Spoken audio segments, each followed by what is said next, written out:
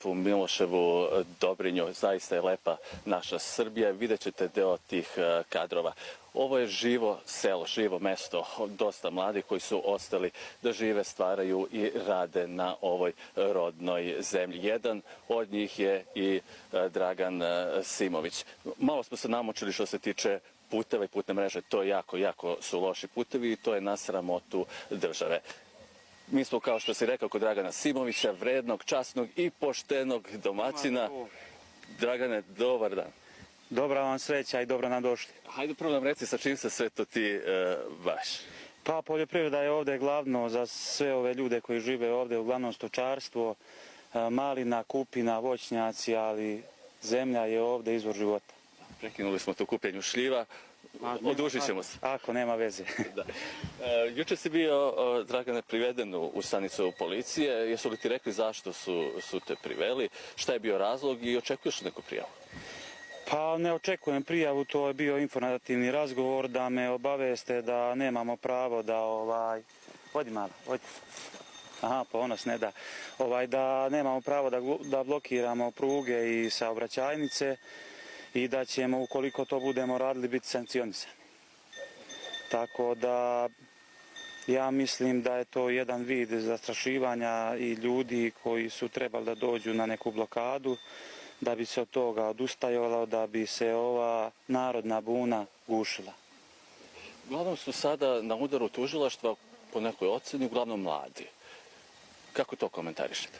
Pa kako da komentarišem? Mladima je uglavnom, pošto mladi danas žive u svetu kom žive, gdje su uglavnom na internetu, jel tako? Dosta informacija više dobijamo mi preko interneta nego preko medija. Pogotovo ovako u ovim selima gdje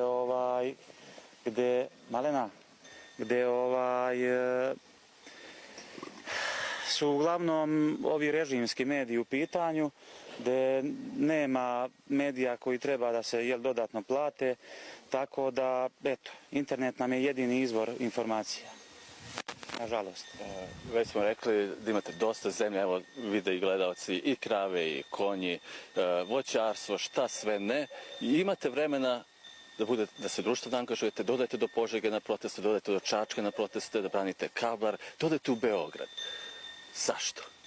Pa vidite ljudi, to je obaveza svakog normalnog čovjeka. Moj čukunđed je imao, ako ćemo tako da nazovem, imao vremena da ode do Solunskog fronta i da brani ovu Srbiju.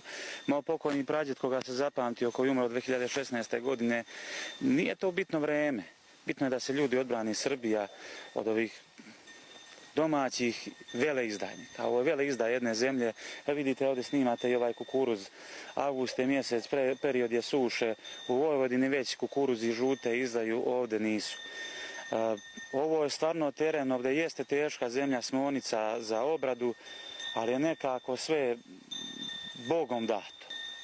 I ljudi koji žive od sela i na zemlji i ove životinje koje umeju da daju ljubav i koje daju ljubav, jednostavno to mora da se bori da to opstanemo. Inače nas neće biti ni ovih životinja, neće biti ni naroda, neće biti ove prirodne lepote, bit će jedna rupa puna otrova i to je to. Zašto funkcioneri, vlast ne može da shvati tu povezanost poljoprivrednika, srpskog seljaka sa zemljom? A evo što ne može. Prvo, ja koliko čujem, ja nemam kada se bavim sa tim stvarima, svi ovi koji su na vlasti, oni su neće sa strane. Nemaju djedovog groba u ovoj zemlji.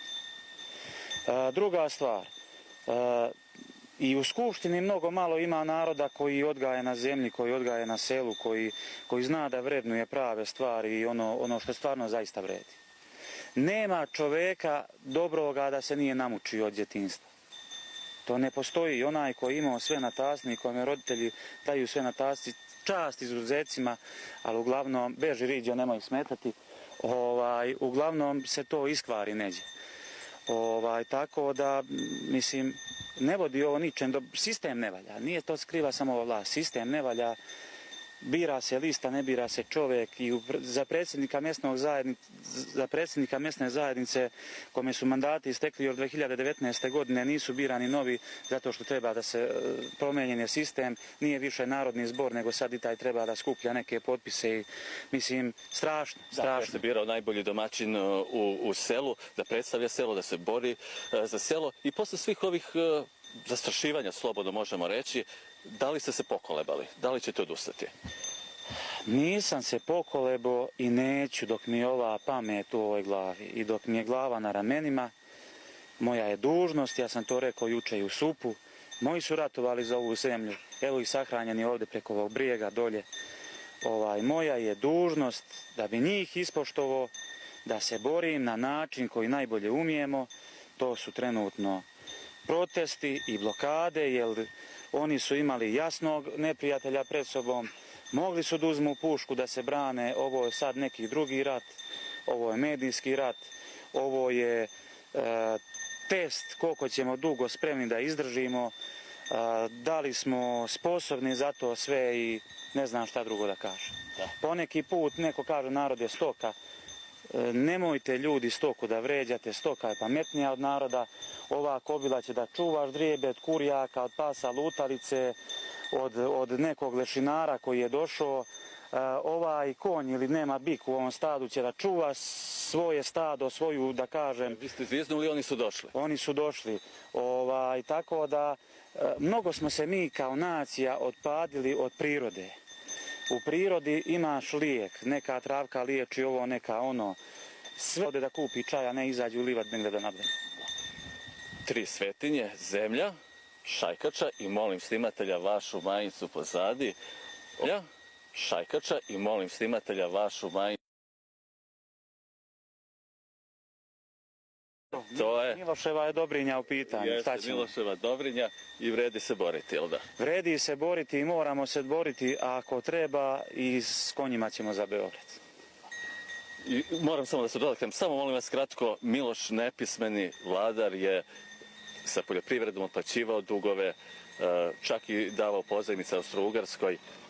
Hoće li se poljoprivreda vratiti na te grane? Ako mogu da vam oduzmem malo vremena. Znači, nepismeni Miloš je dozvoljavao da svinje riju zemlju i da te iste svinje proda Austro-Ugarima.